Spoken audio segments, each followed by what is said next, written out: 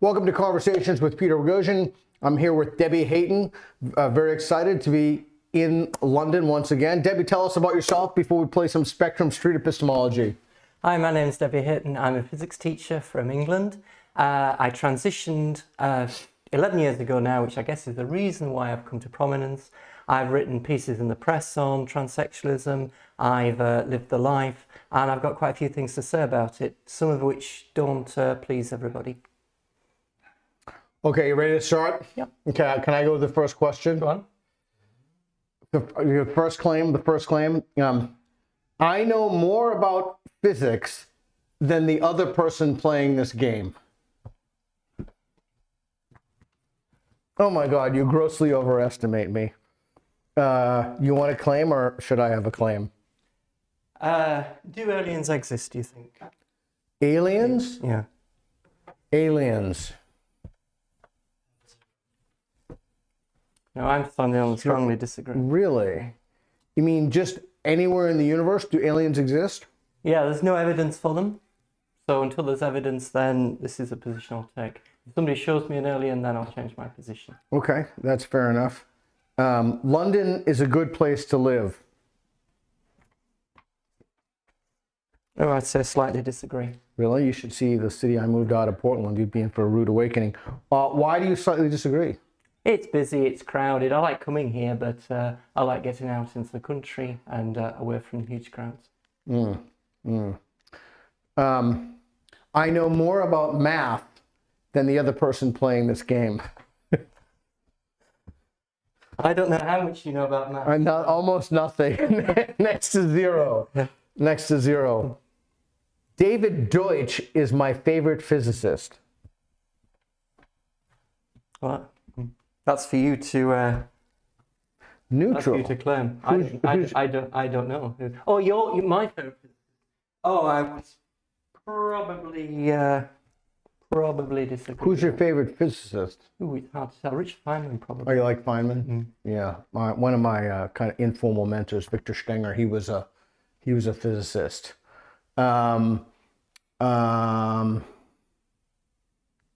I'm getting a weird message on the screen there. What? There was no operation performed for a long time, shut down. Anyway, all right, let's keep going. There is a correct way to make tea.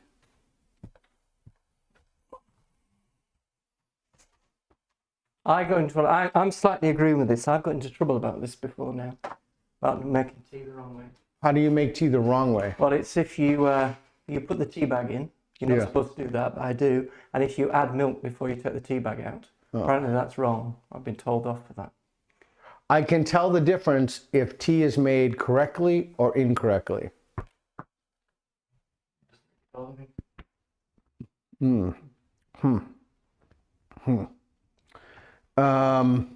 Okay, you have any more questions, and then we'll go to the substance of things? Let's get to the substance. Okay, let's see. When I look at myself in the mirror, I see a man.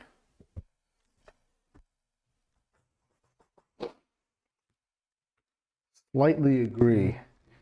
Interesting. Tell me about that. Well, it's what you mean by a man and what you by a woman. I am a man. Mm-hmm. I'm a biological male, so I'm a man. But what do you see in the mirror? What we see is a concept. We see a reflection of ourselves. Does that person look like a man? What's our instinct tell us? So it's more complicated than would first appear, I think. Huh. I feel discriminated against by the way I present to the world.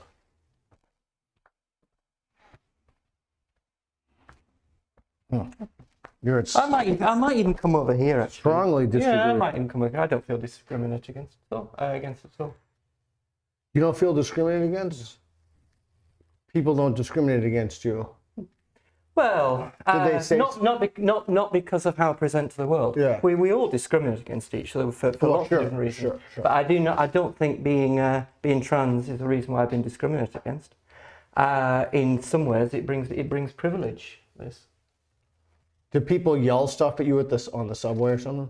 No, they don't. That's good. No. Sometimes people are curious. I once had a woman come up to me on the subway. She was about so high, and she said, "Excuse me," she said, "Are you one of them blokes?" And I thought, what do I do with this? So I said, "Why, yes, so I am." And she said, "You're very convincing." I said, "Not convincing enough, certainly." But I think there's curiosity, and we shouldn't be conflating that with hostility. But I think sometimes people do. Okay. I use personal pronouns when people ask me to.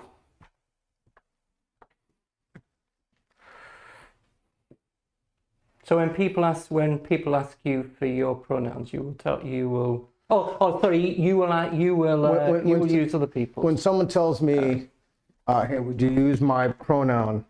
You do it. I tend to. You don't want to upset people. Be kind to people. But at the same point, using that pronoun, it is political in some ways. You are making a claim there. But it's not something I demand of other people. People use whatever pronouns they like about me. So you're not militant about it? No. It's interesting, because I'm trying to think to myself, if someone kept referring to me as she, what would my response be? I think my initial response would be confusion. If it happened multiple times in the day, I would look in the mirror.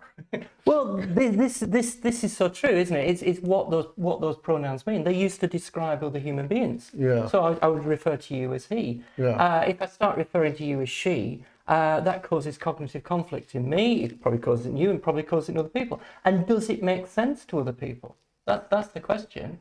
Now, we talk about when I transitioned 11 years ago, we didn't talk about preferred pronouns. Now, what you said was, if people would say to me, if people describe you as she, that means you're doing your transition right. Not that. What do you mean by that? Well, I mean that you passed. Yeah, you've done something meaningful, which people pick up on. Whereas if you demand it, if you wear a badge and say these are my pronouns, then you're just you're compelling what other people say and what other people think, and you don't really know what they think either. Well, people put their pronouns in their email, for example, not because there's any confusion, but it's a signal. It's a political signal for what they believe. I've been saying that for years. It's just blatantly obvious.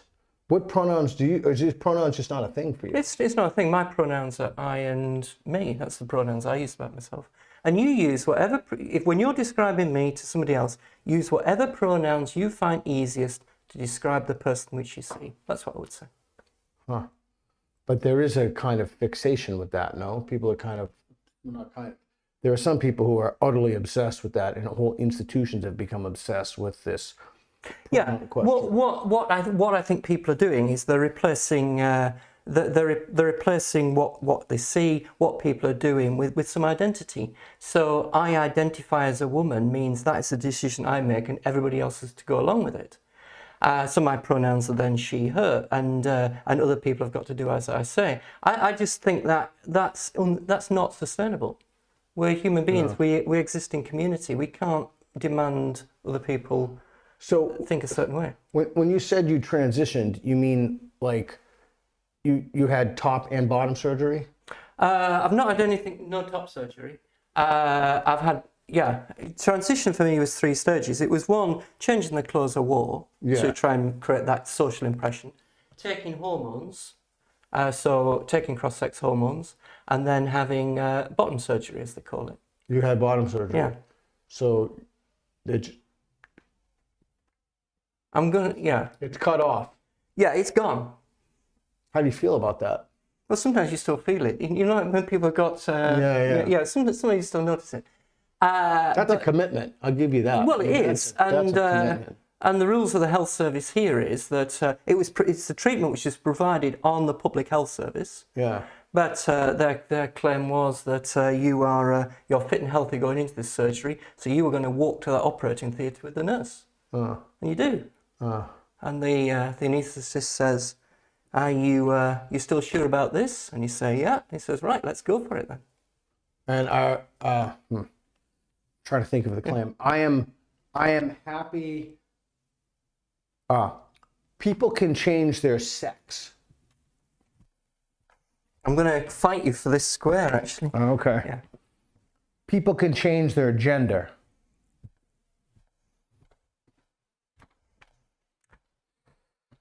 Ooh, I'm forgetting. What do you... I'm forgetting to say for the podcast. So people can change their sex. I stood on strongly disagree. Where did you stand? I stood on strongly disagree. We can't change people our can sex. change their gender. I stand on strongly agree. You stand. What I do you stood on mean? neutral because I don't know what gender means. Yeah, I have problems with that as well. I'm not sure.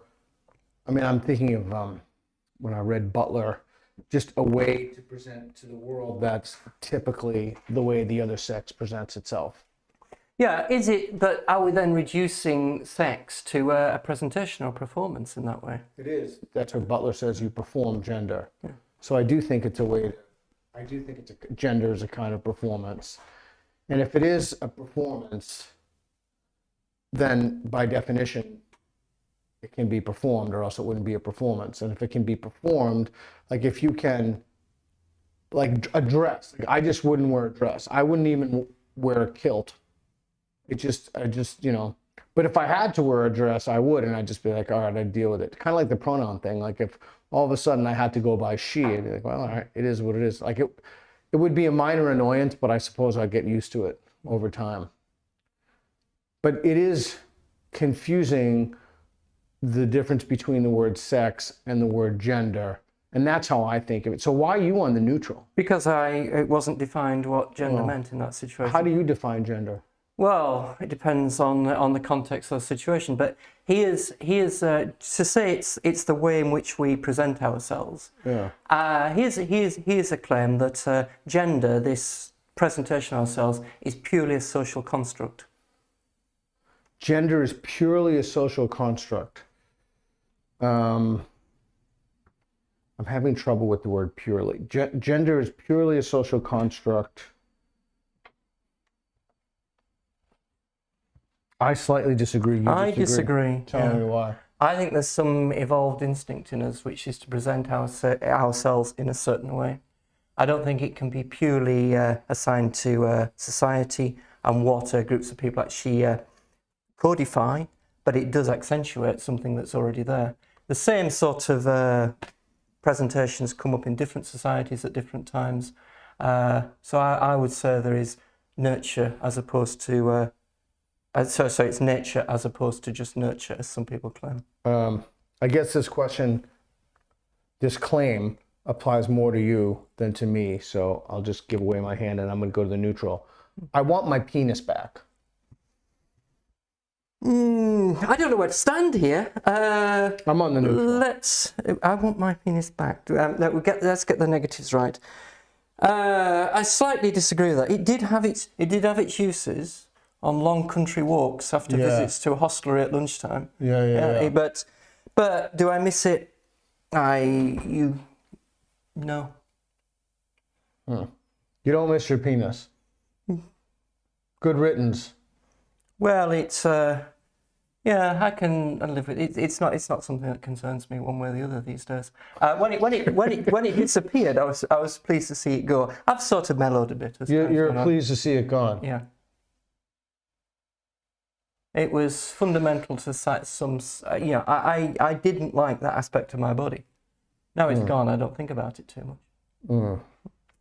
much. I am capable of having an orgasm. I'm on the strongly agree on that. So you. Well, no, I join you on the strongly agree actually. Oh, so you can have an orgasm. Yeah. With the existing bits. Yeah, they move them about. Oh yeah. Yeah, that's what they do. So they're like inside now. Yeah, you can. If you really have got a stomach for it, you can watch videos on how they do it. But they move things about. So it's the same. It's the same parts that just get repurposed in a different place. My choice. Men are my choice of sexual partners. Strongly disagree. We're both on strongly disagree. Women are my choice in sexual partners. Well, let's say slightly agree here. So but yet you're on slightly agree for, but yet you're on strongly disagree. Yeah, men. It's not men. In terms of sexual partners, as far as I'm concerned, I'm attracted to women. I'm heterosexual. You know, that's who I like. You're attracted to women. The fact that you said you're heterosexual means you self-identify as a man. Why? Because a heterosexual sleeps with women. Yeah, but women can be heterosexual as well. But a heterosexual woman would sleep with a man. Yeah. Yeah, we're looking at different questions here, aren't we? I stood here because yes, I don't fancy men. I'm heterosexual. I'm married to a woman. I'm still married to a woman. You're married to a woman. Yeah, but the complication is that in me, and I worked this out. Took a while to work it out. I'm also attracted to my own body. It's You're attracted to your own body. Yeah, the technical term is an erotic target location error, because we're supposed to be attracted to other people. So you're never without a date in a weekend. Well, that was a joke. That was a joke. Sometimes you can tire of your own company. Yeah. Yeah. So there's that complication in groups of males like me, that yes, we're heterosexual, we're attracted to women, but because that focus of our sexual attraction is almost like a reverse, it's our own bodies, that's what causes the problem. That's why I transitioned. Okay, so most males who are trans are autogynephilic. Most males who are trans, I got to think about this. Most males who are trans are autogynephilic. I really don't know. I think that's somewhat of an empirical question. Yeah. I don't know the answer to that. I think most are. I think that's the reason we do it. For most cases, not all. There are some male transsexuals who are not. I spoke earlier this year to somebody in that position, and this transsexual said to me, after transitioning years ago, it was just easier that way. They said that they'd been very effeminate as a young child, and everybody assumed they were a girl, and this person said it was just easier to go along with it. So what's it like to be attracted to your own body? Do you look at yourself in the mirror and you're like, damn, I'm hot? I mean, what's it like? No, it doesn't feel like that. It doesn't feel like that at all. But it's when when the focus of your attraction is your own body, but you're heterosexual, but this body's male. It doesn't work. There's the compulsion is to change that body to resemble something that you are attracted to. And that's the focus of what we're saying here about autogynephilia. This is what autogynephilia is. So, like, when you look at yourself, do you think, like if you were to look at yourself in the mirror naked, would you think, like, nice abs, or I've got to lose weight, or I could use a little more tone here, or like what runs through your head? When I look at myself naked, it's satisfaction with what I've done with my body. Sometimes people say, "Well, Debbie, you don't think you're really a woman, so why don't you just detransition, cut your hair and become a man again?" Well, because you can't get your penis back. Well, you can't, but we don't check each other's penises in the streets, so that's you don't need to. Oh, you mean detransition socially? Yeah, and so why you do that? But I look at my body in the mirror and think I'm satisfied with this. I'm pleased with this. I'm pleased with. Can I ask how old you are? 55. You're a child. I'm 57. So that's really interesting to me. I don't think most people look at themselves in the mirror and say, I'm pleased with that. I mean, I just worked out for a grueling 75 minutes today with jiu-jitsu, and I walked into the locker room. And I thought, geez, I could lose a few pounds, even though I'm just very extraordinarily fit for my age. Like, I look at myself like, wow. But I wonder, again, that's an empirical question, how people think about that. Oh, I've been asking you a ton of questions. Do you have any questions for me? Do you have any claims for me? Here's one that's been thrown at me recently. Autogynephilic male transsexuals like me should be allowed to teach children physics in school. Well, yeah, of course. Strongly agree, yeah. Yeah. I don't think the basic principles of a liberal society would, I mean, that, so this is what I think. There's so much drama about this and not enough thinking about it. So what if someone is autogynephilic? Like, I don't see what the point is. Like, I don't see what the point is if someone is gay. I don't see what the point is. Like, I don't see the point of any kind of systemic discrimination. I just don't even understand what, here's the problem. The problem is when I say I don't understand what someone's reasoning would be for this, none of the people who reason to these conclusions, or at least think they reason to the conclusions, are willing to come and do this exercise with me. So I can never really question their epistemology because they're not willing to come and have a conversation. It's a great clip from the Constantine Francis Spectrum Street Epistemology where these trans activists are there, and I invited them to come. And it's fascinating to me. I think people want drama. They have strong moral impulses, but they haven't really reasoned to those moral impulses. And so those beliefs are inherently fragile and they're held for moral reasons. But anyway, I'm going to get off my pedestal now.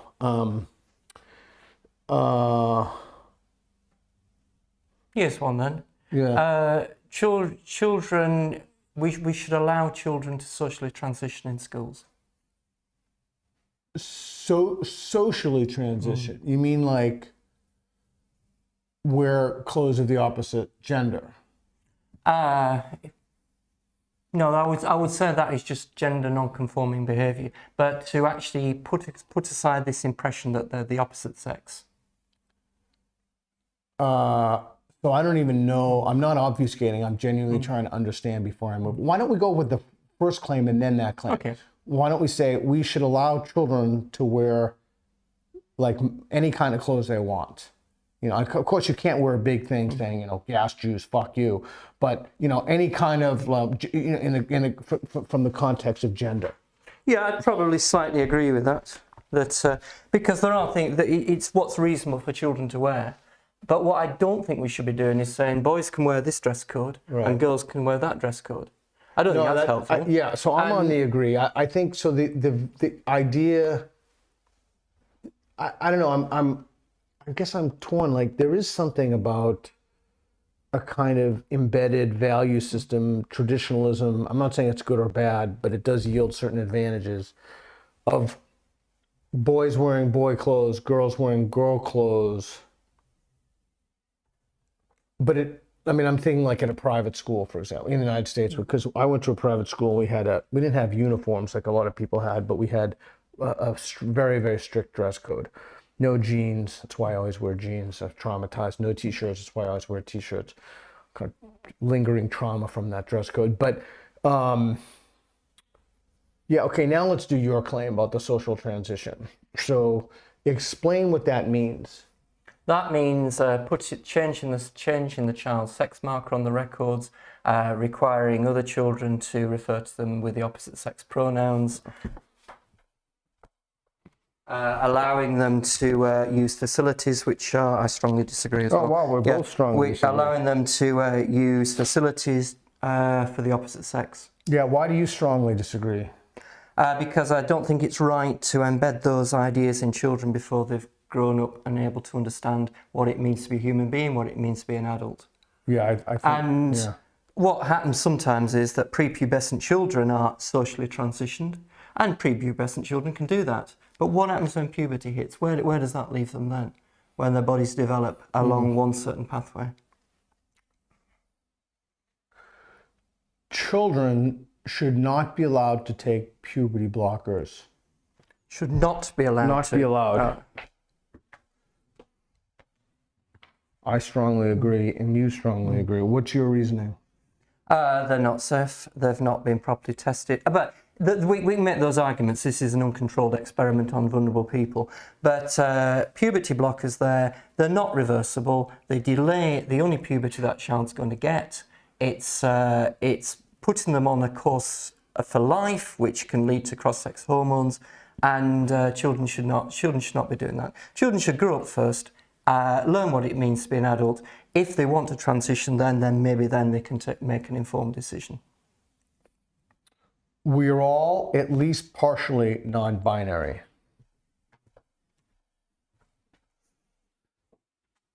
Wow, you're strongly agreeing. I strongly agree. I'm strongly disagree. Okay, so here's what we're going to do. This is, I haven't told you this yet. Yeah. So there's a board here. Yeah. Read, write the claim down. We are all at least partially non-binary. Take it down verbatim, please. You're going to write down the reason that you believe that, the best reason you have for believing that. We are all at least partially non-binary. So add that, please. We are all at least partially non-binary. So you write down your best reason, and I write down my best reason. All right, here we go. And then we're going to try to guess them. All right, I'm almost done.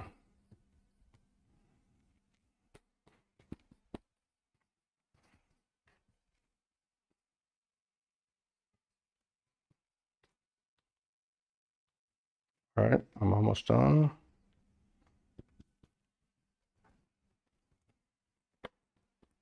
Okay, don't show me. Keep it close to your chest there, okay. I'm going to guess the reason that you wrote that down. And tell me if this is correct. You wrote, the reason you're on strongly agree is because you think everybody has a little bit of the opposite sex in them. Is that right? Don't tell me what it is, but is that right? No, I don't think we've got a piece of the opposite sex in us at all. I think sex is binary. Okay. What? Is the reason I gave you better or worse than what you have down on the... I'm not sure I understand the question about better or worse. Right. Is the reason that I gave you that all people have some male and some female in them? Oh, that's worse. I don't think. Okay, that's worse. Yeah, male or female. Don't let me see. Don't let me see. Yeah. Male or female is a binary. We're one or the other. Okay, so again, we are all at least partially non-binary. I'm on the strong. Why do you think I'm on that line? Because what you've done is I think you're looking at this in terms of sex, so that sex is not a spectrum. Therefore, people can't be non-binary. No. Nope. Let me see. And that reason is, huh? Yeah, it's going to go. That reason is worse, I think, than the reason I have here. All right, I'm going to guess your reason again. Okay. So we're all at least partially non-binary. I think that you said you strongly agree with that because you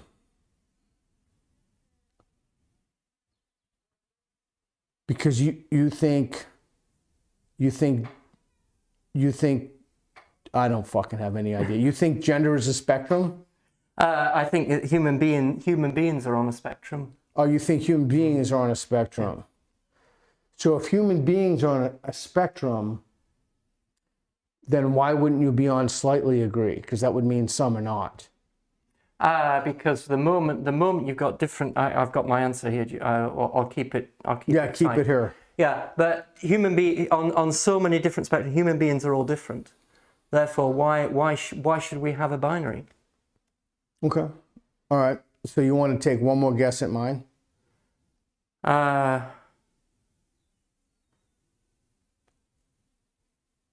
Because there is no third sex. Is that what you've put? No, and that's a worse reason than I have. I'm going to reveal mine. Okay. So so we are all at least partially non-binary. So I wrote, we are all at least partially non. I am not. So the claim is false. All means all. Mm-hmm. I don't think it's all. I don't even think it's most. So in fact, I am positive that's false because all you need is one person and that's me. Yeah. Okay, what's your... Well, I said that all human beings are all different. It's unhelpful and wrong to force us into a binary. So you're saying that you're not non-binary, right? But if two or three other people identify into different categories, then you're not in a binary. A binary is just two, unless you're creating a binary of binary people who identify as binary and people who identify as non-binary. In which case, then you've created a new binary, I guess. But so yeah, go ahead. What I'm doing here is I'm separating human presentation, human behaviour from our sex. I think in terms of our sex, our sex, that's a binary. There's two sexes. Right. But in terms of human presentation, human behaviour, this thing called gender, then I think there's about 7 billion different genders on the planet. Well, let me ask you a question. So what if the claim were most people are partially non-binary? Most people are partially non-binary. Geez, this is when I want to break my own rule. My head is hurting with these with these parts of the question. This is I want to break my own rule and put one foot on and disagree. I'm gonna. Most people are partially non-binary. I'm going to stay on strongly disagree. I think we take it down. Either there is a binary, i.e. two groups of people. Yeah. Or the moment you say there aren't, you can't force people into two groups of people on whatever question, then you don't have a binary. So it depends on what the question is. In terms of sex, I agree. Nobody's non-binary. But in terms of gender presentation, how we behave, then the moment there's more than two ways of behaviour, there isn't a binary. Oh. I think, hey Reed, I am so hot I have to take off my sweater. Can you fix the mic? Yeah. Sorry, I'm just dying of heat. Okay. Hang on.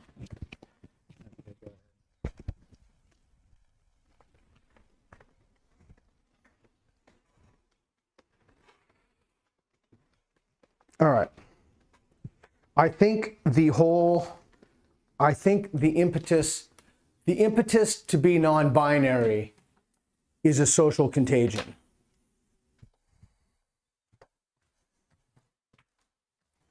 You agree? I strongly agree. Why do you agree that it's a social contagion?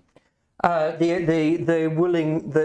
wanting to identify this way is it occurs in packets, it occurs in groups of children, and it seems to me just like a group to identify into. We've always identified into groups. When I was a kid, it was which bands you followed or which sports teams you followed. That was the way it was.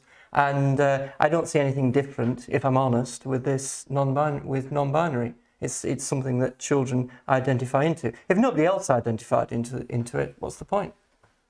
You know the band The Smiths? Yeah. I like The Smiths. Slightly agree. Strongly disagree, really? Oh, wow, I wasn't expecting. Depressing music. You know, like Morrissey? No, I found I didn't like The Smiths. I like Led Zeppelin. Well, I like Led Zeppelin, yes. I strongly agree, you agree. I like The Who. Yeah, strongly agree. Strongly agree. What about Rush? I thought is it Neil Peart? I thought they were Canadians. Yeah, they are Canadians. Oh, I was just doing British things. Oh, right, okay. Oh, yeah, I agree with that. All right, I strongly agree. Great band. Oh, okay. Yeah. All right, do you have any claims for me? How about we should use the word transsexual rather than transgender to describe people?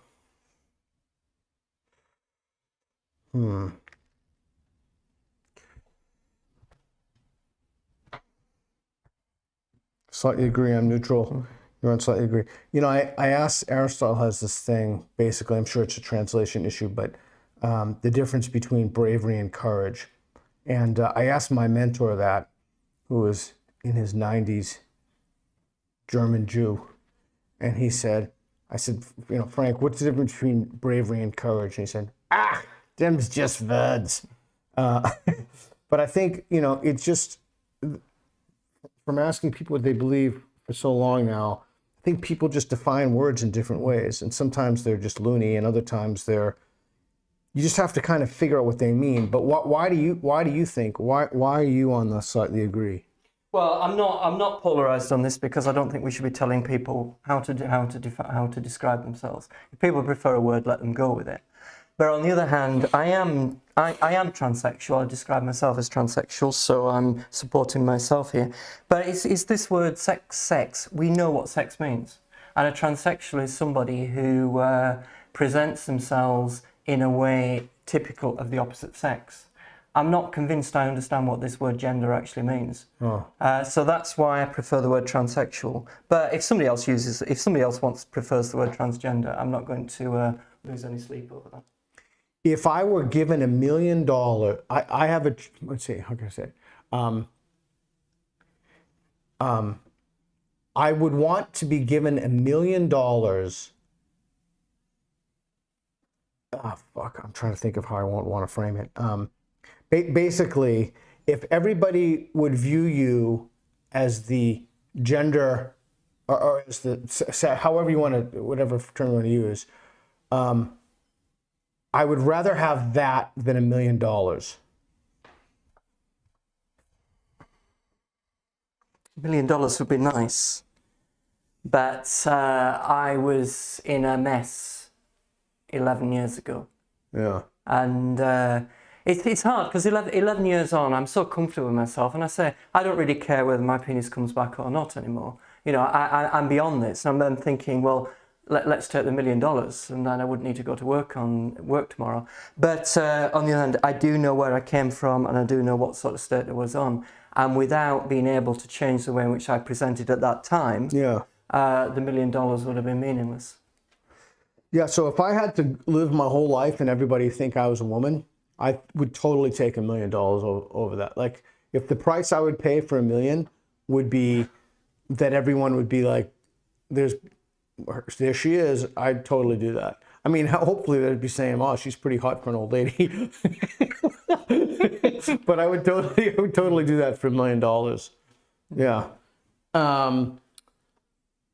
Transgender women should not compete in women's pool competitions.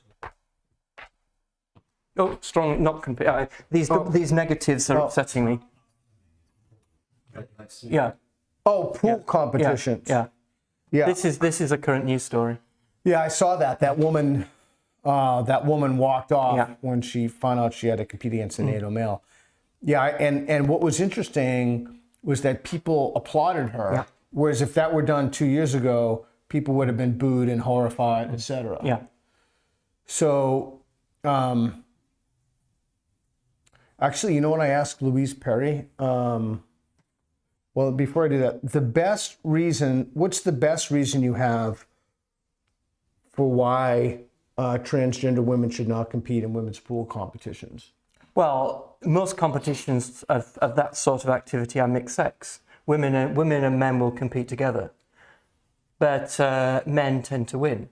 So in snooker competition, in pool, women will compete with men. That's the elite sport. Men tend to win. So whether it's cultural or whether it's something to do with the body, who knows? But if you're going to create a separate competition for women to promote women and give women the chance to win, then biological males should stay out. Yeah. So this is something I struggle with. I'm just going to make the claim. There should be, in the world of chess, it should not be divided. You want positive claims. Yeah. The world of chess should be divided into male-female categories.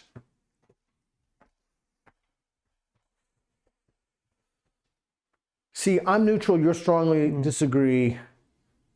I think it was your specific claim, Peter, when you said that chess should be divided into male and female categories. Yeah. And what you're saying then is that women and men should not be allowed to play each other in chess because they're in different categories, which I strongly disagree with. Yeah. I think in a competition like chess, you can have mixed sex competitions. Most is mixed sex.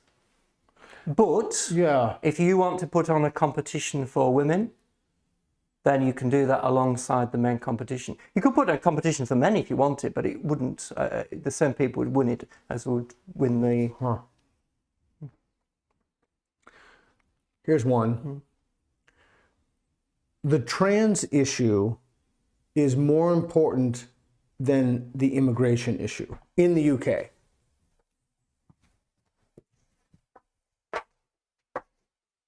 I disagree strongly. You slightly agree. Why do you slightly agree? You use the word important in this case. The immigration issue is one that is harder to discuss. True. Whereas with the trans issue, it has come to the forefront forefront, and people are willing to increasingly being willing to offer their opinions on the trans debate rather than the immigration debate. I think that's right, and American viewers are going to find that odd. Here's one. In general, immigrants are more accepting of the way that I present than English people. I mean, native-born English people. I'm neutral on that. Yeah, I'm neutral on that I've too. not noticed any difference. You've not noticed any difference? Huh. That's interesting. I'm a little surprised. Actually, if I was going to move one way or the other, the groups that have caused me the biggest issue over the last 11 years are groups of young men, usually white men, fueled by alcohol. Oh, and what issues do they cause you? Just hurl abuse. But to be honest, it's not so much that I'm trans, it's just that you're different, isn't it? So it's... But it's not no physical altercation? Oh, no, it's not physical altercations, no. Trans should be separated from LGB+, as one is gender and the others are sexuality. You don't even need that. But trans should be separated from LGB+.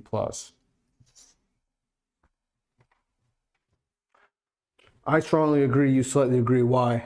I slightly agree because there are different issues, and I think trans people can campaign and LGBT people can campaign separately on these issues. And let's face it, trans organisations do look after the trans without the LGB, so that is separate. But there are issues where we can find common purpose, and I think dividing the two groups completely, if it is abuse and it's negative feelings coming in, often it's exactly the same people who will abuse trans people and LGBT people. Oh, interesting. So let's find common purpose when we can. Interesting. Circumcision is mutilation. Male circumcision is mutilation. So I'm torn between the slightly agree and the agree.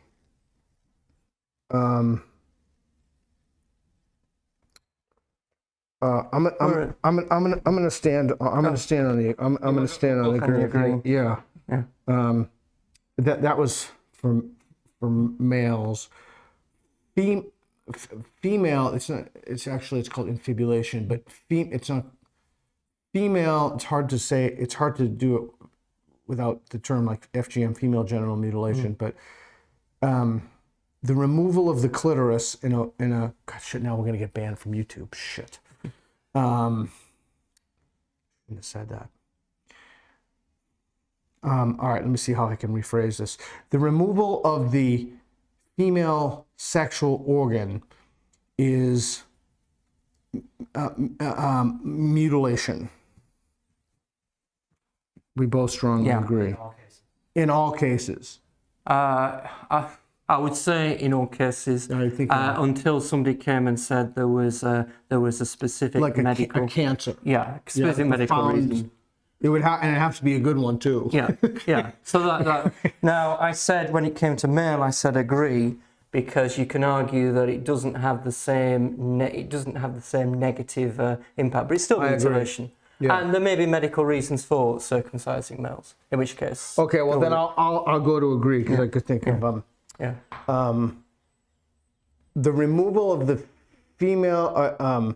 My sexual organs have been mutilated.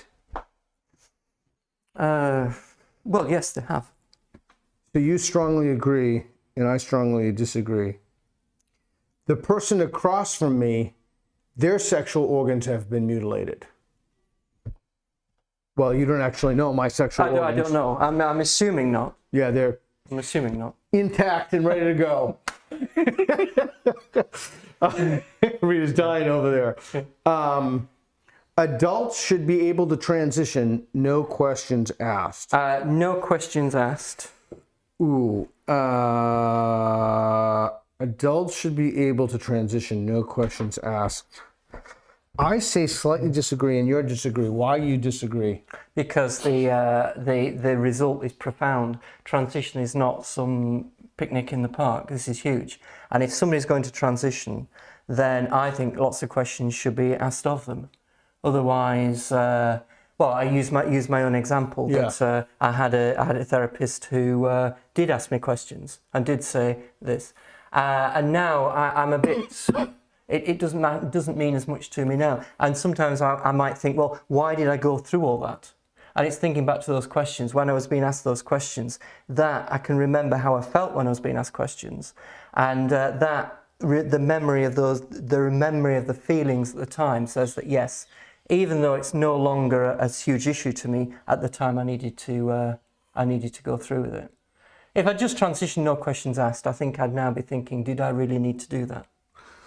You know, I know this might sound weird to you, but your reasoning actually pushed me in the other direction. I'm going to move to the neutral line. Because the more I think about it, why should we have a medical establishment that embeds, I don't want to say embeds ideological principles, but if somebody has made that decision in their lives, that's a pretty intense decision. I mean, that's not something you do lightly or capriciously, to say the least. And so if somebody wants to go through with that, I suppose it's also a question of payment too, like who's paying for it. Maybe I guess what would cause me to move back to the disagree is if the state were paying for it. Yeah. Because if the state is paying for it, that means I'm paying for it. Yeah. And if it's an unnecessary surgery, but people get unnecessary surgeries all the time. I mean, the whole cosmetic surgery is largely not, if you just listen to a podcast, say, about a guy who was in an automobile accident and was disfigured. But so I'm moving to neutral. I mean, here's the other problem with that question is that the whole establishment is now under sufficient sway of ideological capture that I think, in the Tavistock revealed this, and other, Andrew Doyle writes about this, and others have, actually the people I've had on this show have written about this, Helen Joyce. The establishment itself, Travis Brown is actually doing a great documentary on this now, is moving toward affirmation from the get-go. So the very act of questioning could make somebody's situation worse because they could then convince themselves. So I'm not sure the question is good given the corruption in the medical body. The taxpayer should pay for gender reassignment surgery. You agree? I agree. I'm between disagree and strongly disagree, but I cannot break my own rule. I'm going to say strongly disagree, but I could be convinced to move to disagree. I could be convinced to move to disagree if under the following. I would have to know that the institution wasn't corrupt doing helping patients. And I would have to know that the procedure itself, like this was absolutely legitimate. And there was no question about it. And also, frankly, I'd also have to know how much this cost. How much does it cost, by the way? It's around £15,000 to £20,000. Okay, so that's not cheap. $25,000, something like that. That sort. The other thing that I would have to know is I would have to know the rate of detransitioning. Ooh, that's a great claim. The state should pay for detransitions. But it's not that I would say here, I think if somebody wants to detransition, if the state has paid for the transition, I think you're into this. I agree. But on the other hand, it's not too easy. What has been cut off can't be glued back. Yeah, so you're in strongly. Yeah, so I think the state should help detransitioners. You think the state should help transitioners if they got them? If I'm trying to say this in neutral language, if they gave a tax benefit or something, if they paid for the surgery in the first place, and if they didn't, what if they didn't? Well, it's what actually happens in reality. If somebody has private surgery, the state healthcare here is reluctant to put it right. What they'll say is it's up to the provider who did it in the first place to put that right. But can you leave people in limbo? We have a universal healthcare system that is there for people in need. If people need it, then can you? It's difficult to decide who gets it and who doesn't. All right, do you have any questions for me?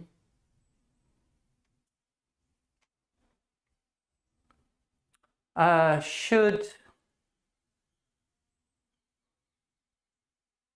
I'm struggling a bit. I have one. Yeah, go on. Any medical professional who provides trans-related healthcare procedures is doing harm. These are big questions. Yeah, So any medical professional who provides trans-related healthcare procedures is doing harm. Right. Because of the word any, I will stand on the strongly disagree. If you said some, I'd be on the strongly agree. So I'm. Okay.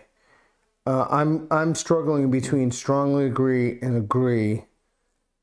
And I guess my reasoning is somewhat similar to the abortion thing, somewhat in that I wouldn't want this to be an underground thing where people die. I'd want the state to have some kind of regulatory apparatus that governs these procedures. So what was your problem with any?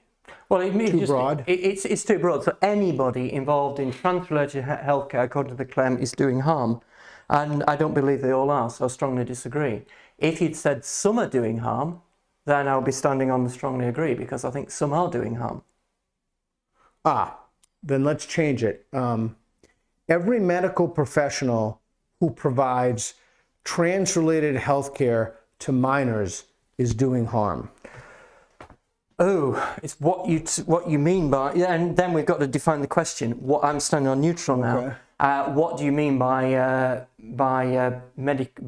trans-related health care? Okay, so let's drill down on that can be psychological health, psychological support for children in distress about their sex.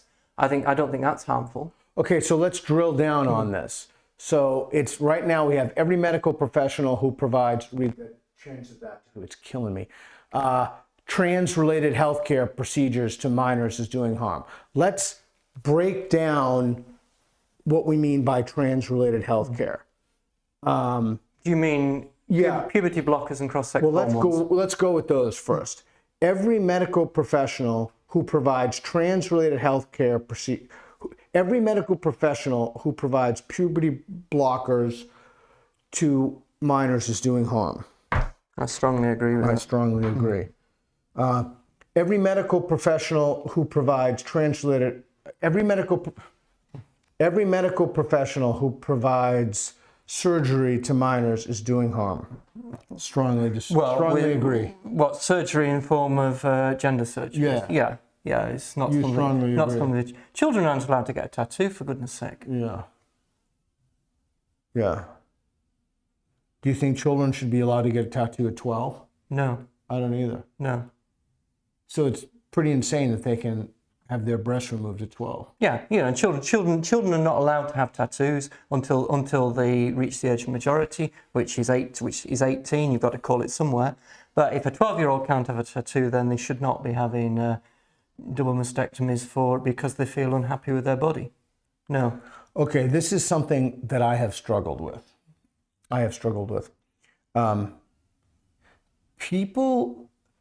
Okay, we're going to break this down to certain claims. Surgeons who perform operations on minors, transition operations on minors, should lose their license. We both strongly agree. Okay, this is a tricky one. The administrators at the hospital or facility who have supported surgeons who have performed transition operations should be subject to some form of civil and potentially criminal punishment. Ooh, all right, let's do the board again. You are on strongly disagree, and I'm on strongly agree. So every medical professional who provides gender-related surgery, so it's administrators. Yeah. People who work in the hospital. Yeah, not just like the orderly. Okay. Like the decision makers. Like, oh, right. Oh, the decision makers. I'll put that down then. I'll come back over okay. it. All right. So the administrators who enabled it. The administrators who enabled surgeons Yeah. Yeah, okay. I'll come back over here. No, yes, the people who run the clinic and are profiting from the... So you're on agree, yeah. and I'm on strongly agree. Profiting from it should face consequences. I was over there on strongly disagree when I was thinking, what about the person who The janitor. and the person running the payroll? You know, those of course people, they have a job to do. Yeah, I should have used the word directly. See, that's the other reason this is good, because it helps me clarify, be more precise in my terms. So here's one for you. This is something I've struggled with. Surgeons who transition children should be held criminally responsible. So I'm between strongly agree and agree. Oh, all right. Well, because the excuse will always be, I was performing best care practices under established guidelines, but the problem is that the established guidelines themselves are all corrupt. Yeah. Now, what you were saying, what the claim was, is that they should face criminal investigation and criminal procedures, which I think they should. Now, maybe in their defence, in a criminal court, they can say, I was following this procedure, and that was what was expected of me. In which case, that can be a defence against it. But I think the investigation should be carried out. Yeah, I'm between, and again, I don't want to break my own rule, but I'm between agree and strongly agree. I'm going to go with agree. I'm going to go with strongly agree, but I could easily be persuaded to move to agree if that argument was cogent enough and clear enough and persuasive enough. Okay, I have another one for you, if I may. The journals, the academic journals who have collaborated in this quote-unquote gender-affirming care for minors, those who collaborated in this should face civil consequences and potentially criminal consequences. I would agree. Yeah, I strongly agree. And I don't buy this idea that I was just following the herd. I was just following orders. I don't buy this idea that those bodies of literature, as I've been screaming about for years, are so utterly corrupt, fueled by, as Dawkins says, charlatans, petty charlatans, that I have a hard time. Here's the next claim.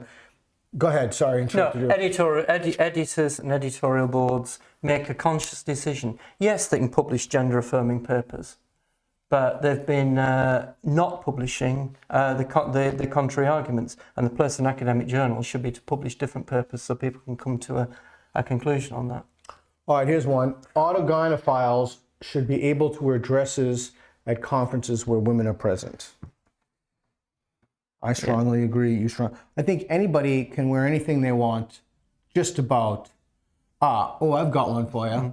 You know that dude who wore the prosthetic breast from Canada, the shop teacher? Yeah. The massive prosthetic breast. I can't remember his name, but the teacher who wore... I know who you mean, in Toronto. Yeah. The teacher who wore prosthetic breasts should be allowed to do so in class. Massive prosthetic breasts. I disagree. Strongly disagree with that. Boy, I'm between strongly disagree and disagree. I could be very easily persuaded to go to strongly disagree, but I would need an argument to get me there. He didn't need to do it. I think if they were if he'd grown breasts which were naturally that size, then that would be impressive. That would be impressive. You should quit his day job. But he had a choice before he went to school what he was going to wear, and I disagree that was acceptable. Yeah, I guess the reason I'm not on strongly disagree is I could imagine that there's something not quite as extreme. I could imagine that, and I wouldn't want the state telling people. But again, it has to be a case-by-case basis, and this is a time when nuance is dead. It's also a time, by the way, I wrote about you have to give a reason for why that guy can't wear a prosthetic breast, and Matt Walsh lost his mind on me. But it's true. You can't just assume because you feel strongly about your moral values that everybody else should have those moral values. Yeah, and I'm coming at this from a transsexual as well. The goal for transsexuals was to fit in and not be noticed. So you can do what you need to do so you're comfortable with your body, and then you go and teach. And we don't mention, I go to school, I teach children, transsexualism is not mentioned. We talk about physics. Whereas it seemed to me that the teacher from Canada was not trying to fit in and in order to do the job. They seemed to be making a point of being different. A moral impulse is a good enough reason to justify a public policy. A moral impulse is a good enough reason to justify a public policy. I'm on strongly disagree, you're on disagree. Yeah. Why? I think policy should be based on evidence, examples and reasons. But you can never take the emotion out of it. We're human beings, and we're sometimes governed by those. So it will have an impact, but we need to make sure that policy is reasoned. Yeah, my concern for why I'm definitely not on the disagree was I wouldn't want policies to just be accepted because everybody feels they're the right thing, and I think that's a slippery slope. Every policy, like every court cases are situated in precedents. Public policies have to be situated, like you said, in reason and evidence. We can't just start making exceptions for like whatever happens to be morally fashionable in the day. Feelings-based public policies are a slippery slope.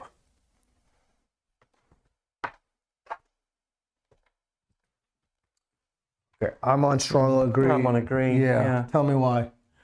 Because whose feelings count more than others? Is it those with the strongest feelings, or is it more people with feelings? We don't know. Vocal people, maybe rich people. Yeah, few rich people, few vocal people. Yeah. Feelings count more than the silent majority.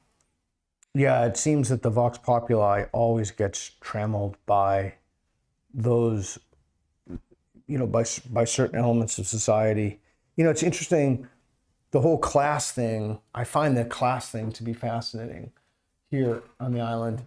Someone was wearing, I was at a coffee shop the other day, and someone was wearing a signet. And I was told by the person, all of us with Reed, we were hanging out, that signet was like a signet of the royal family. And he's like some kind of descendant or something, I don't know.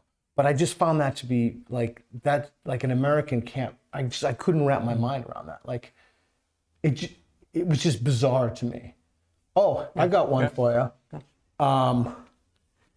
The royal family should be abolished. Oh, dear. Probably disagree. Yeah, I'm on neutral because I have no dog in that fight, and whatever you people decide to do, I've probably come from, if you'd asked me the question 30 years ago, I'd have been over there on strongly agree. Really? As I've got older, you appreciate the state, you appreciate the security of the state. I look at some of our recent prime ministers and thinking, would we have wanted a President Boris Johnson? And we're protected from that sort of horror by having a royal family. Okay, I got a couple. You said I can ask you anything, so I got a couple more for you. I like William. William? Was it Prince William? Oh, Prince William. Yeah. He's got a hard job, hasn't he? I strongly agree. I like the guy. Yeah. If he's watching this, I'm on the island. Take me for tea. I've been practicing my tea cooking abilities. That was a joke, cooking. Yeah. What is his brother's name? Henry? Harry? Harry. Harry? I like Harry. I don't even know his name, but I don't like him. I read some of his was it Leftover or Second? What was this? Read, what's that book again? His book? I can't remember the. I read some of the book, exceptionally well written, clearly ghost written. So you're neutral. I just feel for the guy. You're there what's your position? Both him and William are born into this. They don't get a choice about being in the royal family. William is being prepared to be king. What does his brother do? So I feel for him in that respect. Yeah, I'm not buying that. I'm not buying that. Do you have to do what he's done? Exactly. Well, I mean, that's a cushy, that's just a comfy life, man. You could just like do royal things. And But is it? You can do just royal things, but are there things you can't do as a member of the royal family? yeah, I mean, you can't go partying naked at like 4 a.m. or something, but Well, I mean, as long as you don't get caught. yeah, well, you might have to rethink that anyway with the ubiquity of cell phones. Yeah. Okay, cool. So we got a couple super chats. Oh, do you have any more questions for me? Not at the moment, no. All right, if you do, you're welcome to no. ask them. Okay. Super chat from Digital Gnosis for £2. My views related to trans issues are representative of most trans people. That's for me. Oh, that's for both of us. Oh, it's a claim. It's a claim. My views related to trans issues are representative of most trans people. I'm going to probably slightly disagree. It's a difficult question because it's a big thing. What views? For example, my view is that people should be allowed to wear what the heck they like and whatever else. And most trans people go along with that. On the other hand, when I say that we don't change sex when we transition, right? Well, I think many people disagree with me, but have they thought about what the claim they're making? Okay. Super chat from Zagros. Pete, come to ASU. We'll say thank you. Reed, do you have any questions? Luke, do you have any questions? Claims? Do you have any claims? Society should treat trans people pre and post surgery differently. Society should treat trans people pre and post surgery differently.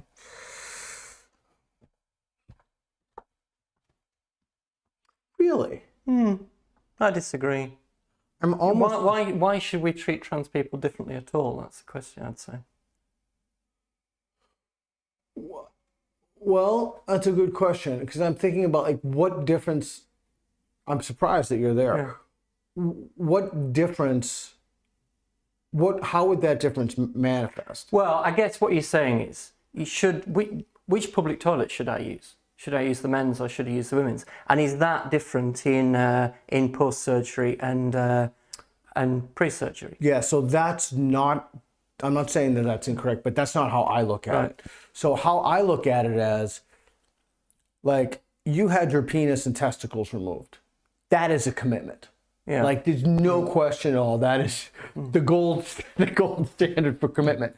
So in that sense, you're not faking it. Unlike many people who see the inside of a courtroom and then all of a sudden decide they're a woman. So I think that it exemplifies a kind of, the best word again is just commitment. It exemplifies a kind of commitment, and from that, certain treatment should follow. I don't think it necessarily follows in sports. I'm not, but it does seem to me that somebody who is, I don't know how to say it, intact natal male or whatever you want to say, or, makes no effort whatsoever and then just says, I'm a woman. Okay, we can there are gradations there and we can differentiate, and to lump everybody in that category does not seem to be. Yeah, but you're saying something different here. What we say is post-surgery and pre-surgery, right, as opposed to making an effort in the way you present yourself. You could have somebody who looks like a man, sounds like a man, go and have gender reassignment surgery and put his suit and tie on the next day and carry on. Should we treat him differently to other men?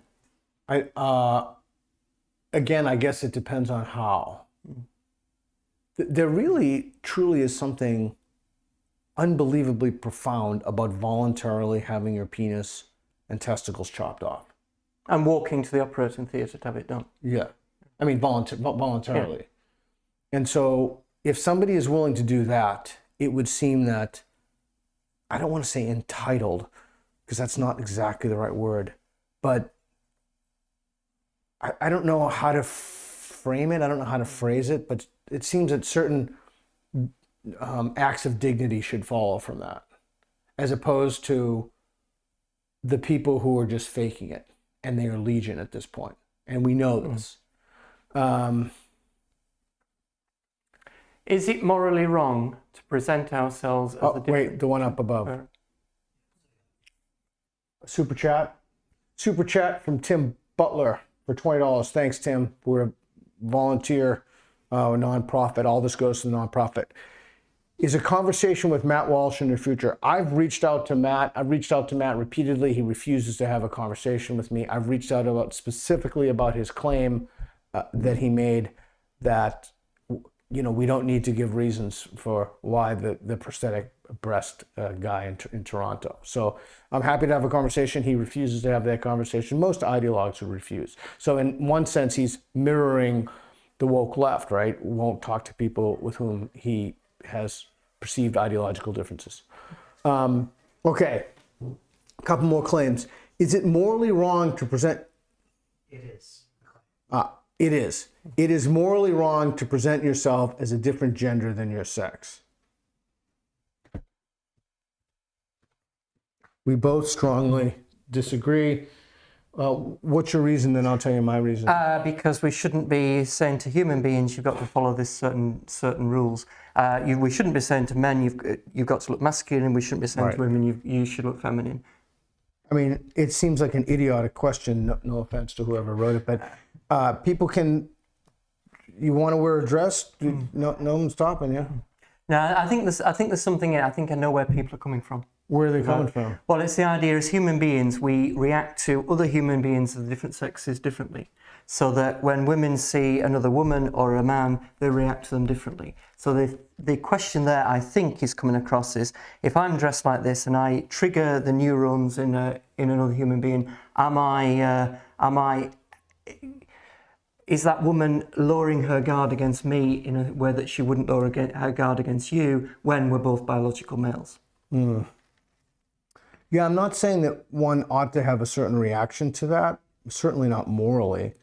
But it seems, well, first of all, it violates the basic tenets of liberalism. People should be able to dress however they want. I mean, there are exceptions to that. I saw a funny video of this guy who dressed as one of those, speed cameras. And every time cars went by, he took a flash. Okay, so, there are extreme exceptions. So, you can't have people dressing up as like, but I guess you couldn't really dress up as a stop sign and put, and stand in the middle of a freeway or something. But, I'm talking about gender stuff. Yeah. If I were being sent to prison and was given the option to go into a woman's prison, I would take it. You would?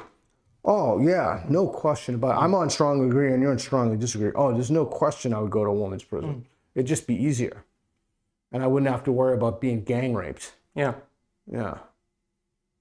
I mean, why would you strongly disagree? Well, because you say that, but the women in the prison may think differently. And that they'd want to beat me to death because I was a guy? No.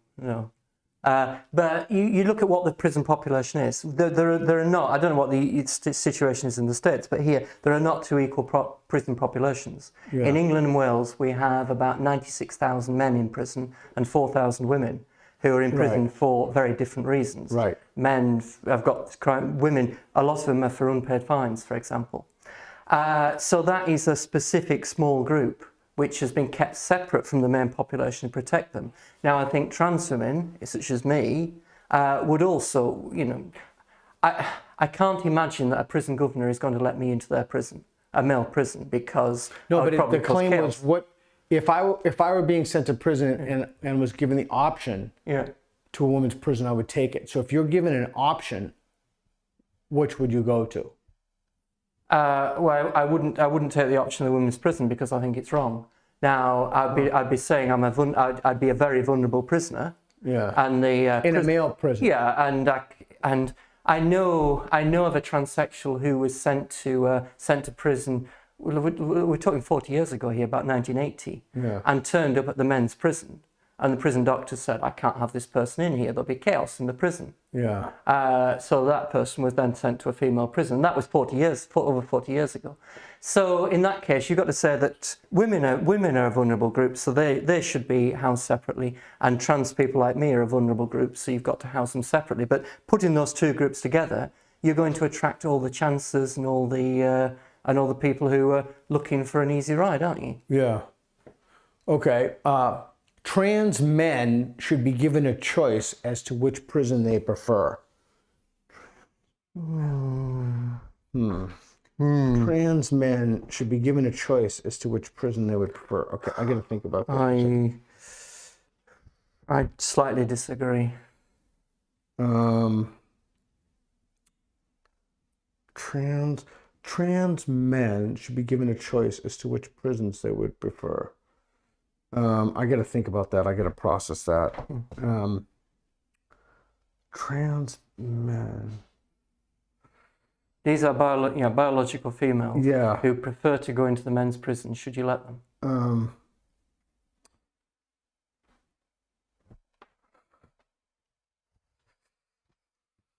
I'm not sure this is the right mat, but I'm going to disagree. I'm going to slightly disagree. I think on one hand you say, well, you don't have the situation with vulnerable women having to share with a member of the opposite sex. But on the other hand, you've got this biological female. What is the impact of that person going to be in the men's prison?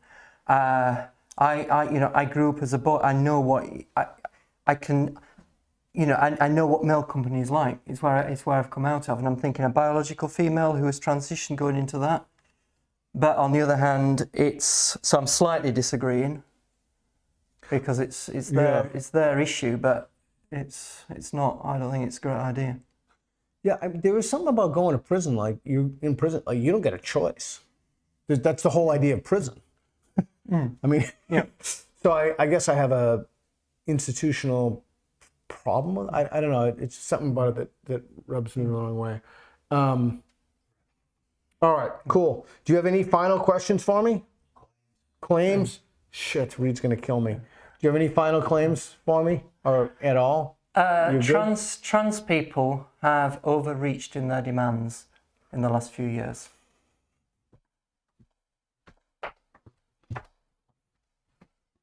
Oh wow, we're both on strongly agree. What demands have they overreached on? It's the demands on sport. It's the demands on places, taking up scholarships, bursaries for the opposite sex. I think it grieves me that 10 years ago people didn't care, whereas now they do care because the demands have overreached. Wow, well this is super interesting. Did you have fun? Yes. Did you learn anything? Yeah. What'd you learn? What'd you take from this? It's okay to say no. What'd you get out of this? It's hard to think on your feet when it comes to questions coming very quickly, and I struggle with the negatives because we've had double and triple negatives. We got to be mindful of that next time. Yeah, it was funny how many of these I wanted to break my own rule and stand on between, and I was also, with many of the questions, I wasn't sure that the mat I was on was the mat I should have been on, and so I really have to. That's why you need to hear opposing arguments, right? That's why you need to hear pluses, cons, just all different things so you can calibrate your beliefs appropriately. And we need to do it in real life like this, rather than exchanging small snippets of message on the internet. Yeah, that's right. That, I think, is causing half the problems. Cool.